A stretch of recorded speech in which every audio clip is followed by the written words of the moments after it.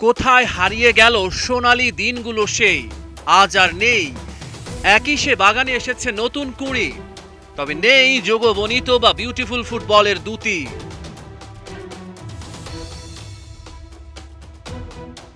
একটা ফুটবল দলের প্রকৃত অবস্থা বোঝা যায় ডাগআউটের দিকে তাকালে। গত 2 বছরের মাঝে ব্রাজিলের কোচিং জোনে দাঁড়িয়েছেন 4 জন। কোপা আমেরিকার কোয়ার্টার ফাইনাল থেকে বাদ পড়ার পর সংখ্যাটা অচিরেই দাঁড়াতে পারে 5-এ। চিরপ্রতিদ্বন্দ্বী আর্জেন্টিনার কোচিং জোনে 6 বছর ধরে একজনই রয়েছেন, লিওনেল স্কালোনি। কিন্তু ব্রাজিলের ফুটবল কেন পথ হারালো? অ্যালার্মটা আগেই বেজেছিল। ব্রাজিল তার সেরা প্রতিভাদের অল্প বয়সেই বিক্রি করে দেয়। প্রয়াত মারিও জাগালো সতর্ক করেছিলেন, এই কারণে ব্রাজিলের ফুটবল পরিচয় হারানোর ঝুঁকিতে রয়েছে।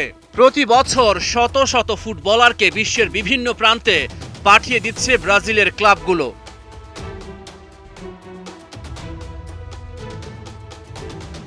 ব্রাজিলের ফুটবল নিয়ে গবেষণা করা ইতিহাসবিদ ডেভিড গেরে গোমেসের মতে, এটা ব্রাজিলিয়ান ফুটবলের পরিচয়ের বিকাশকে প্রভাবিত করছে।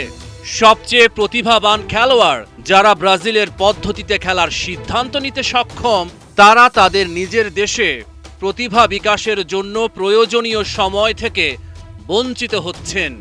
ব্রাজিলিয়ান উপায় হলো অন্যান্য জিনিসের মধ্যে দর্শনীয় ড্রিবলিং, যা ভক্তদের মনে দোলা দেয়।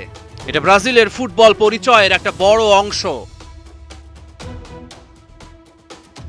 ব্রাজিলে যে ফুটবলাররা খেলেন তাদের ছন্দ এবং গতি ইউরোপে যারা খেলেন তাদের চেয়ে আলাদা। ফুটে ওঠে খেলাটির একটি ভিন্ন গতিশীলতা।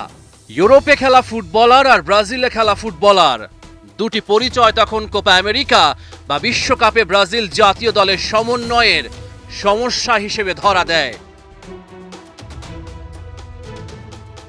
বছরের পর বছর ধরে লাতিন আমেরিকান ফুটবলের একটা ঐতিহ্য রয়েছে। অপার্থিব কোনো ফুটবল মেধাকে ঘিরে এগিয়ে যেত আর্জেন্টিনা অথবা ব্রাজিল। মেসিকে কেন্দ্র করে যেমন স্কালোনি একটা বলয় তৈরি করেছেন, তেমন কোনো বলয় বর্তমান ব্রাজিল ফুটবল দলে গড়ে তোলা যায়নি। গত কয়েক বছর ধরে আর্জেন্টিনা যখন কোনো ম্যাচ খেলে, তখন মনে হয় জাতীয় দল নয়, বরং যেন একটা ক্লাব খেলছে, যাদের মাঝে সমন্বয়টা শক্তি হিসেবে কাজ করে। রহমান পেয়ার, ৭১।